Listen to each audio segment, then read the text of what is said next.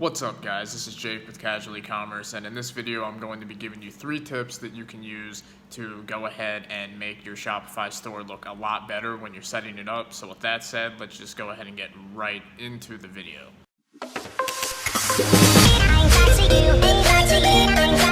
So tip number 1 is going to be to actually go ahead and go easy on the apps. So I know a lot of stores that I look at recently, I'll go look at them and it kind of feels like I'm visiting an online casino or some type of spam site, like they're trying to get my information or something, because I go on and there's just like 80,000 pop-ups. There's a freaking Wheel of Fortune on the left. There's freaking it's like laser tag going all over the place. There's like 17 email pop-ups. There's like 50 things in the bottom right corner.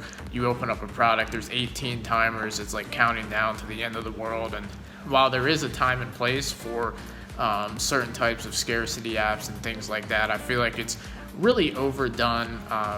If you have a timer on every single product in your store, then it's definitely kind of taking it too far, especially if that timer, that scarcity, is false scarcity. It's not even real. So let's say you're having like a Halloween sale that ends on October 31st, and yeah, it's reasonable to have a timer somewhere on your site or on certain products. But if you're just having a scarcity timer that resets every time someone comes to the store and it's on every single product, I feel like that's taking it just a little bit too far.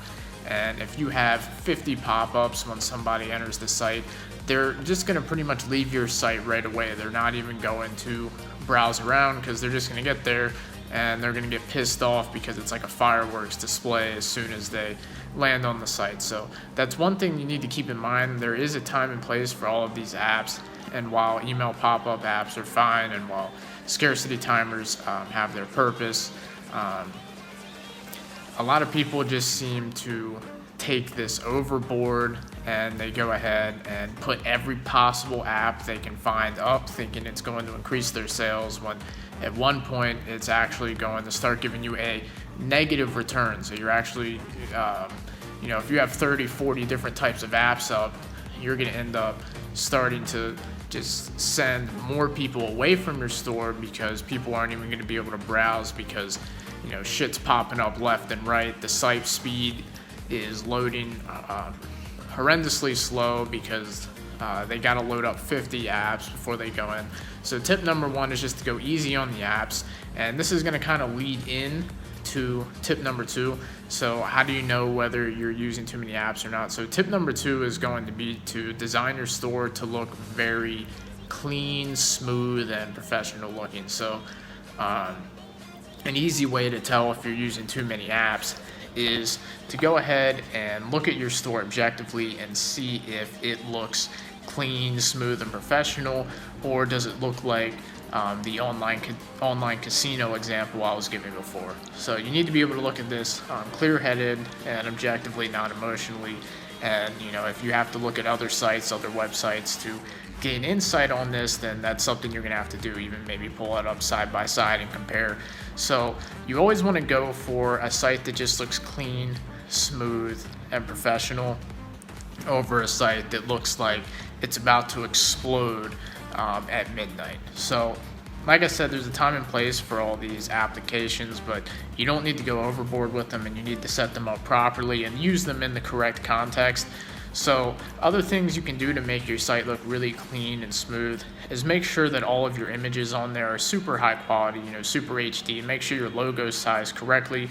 Make sure everything's proportionate to the correct size and the correct dimensions, and everything fits within the theme properly. So if your theme recommends a certain image size for a certain section of the store, make sure you're going ahead and using that correct size. And then make sure like your header images and everything are high quality, they're clear, they're HD, they're not blurry. Make sure you check everything on desktop and on mobile, because you want to make sure that your site looks smooth on both devices, because obviously visitors are not going to be subject to one device or another. They're going to view on whatever device they happen to be on at the time. So that could be mobile phone, it could be a tablet, or it could be a desktop. So you want to make sure that your site looks clean and professional on all platforms, across all platforms.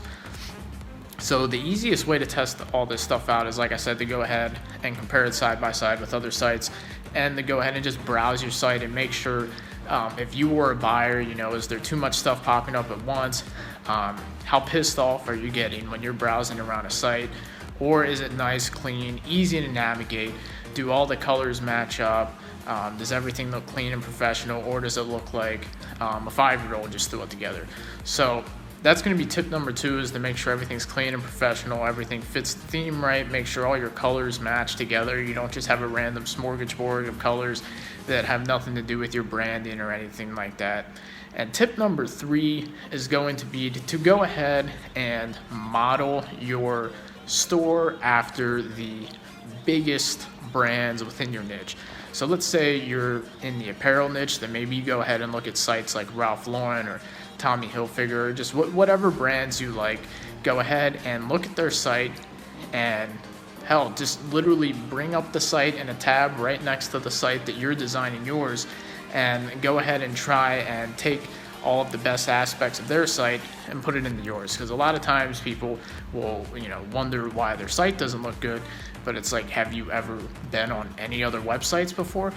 You need to bring up other websites to get inspiration from it, because if you're like me, you're not really, when it comes to designing stuff, you don't really get much creative inspiration. I'm more so better when it comes to, if I have to set up a store, I'm probably just going to copy 80% of it from another store and then put a few little touches here, or get a designer to do that.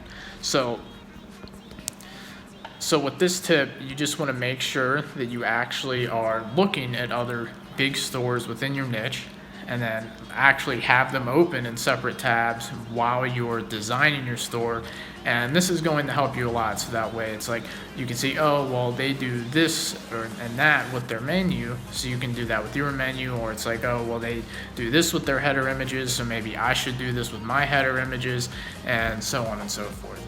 So that's going to be tip number 3. And tip number 3 is definitely extremely helpful, because it gives you a standard that you can hold your store to. So if you're comparing your store to these other top stores within whatever industry or market sector you're in, it's going to be very easy for you to be like, oh, well, my store just looks objectively shit compared to these stores. And if it does, then you need to go ahead and improve it. But if it's like, oh, my store looks pretty good next to this store, and if you have like 5 tabs open of other big brands in your niche, and you're like, oh, my store looks just as good as them, then there you go, you're good to go, and you're ready to go ahead and move forward past the store design aspect of setting up a store. So with that said, that's going to be it for this video. If you like tips like this, go ahead and give this video a thumbs up, subscribe to the channel for more content, hit the notification bell, and I'll see you guys in another video.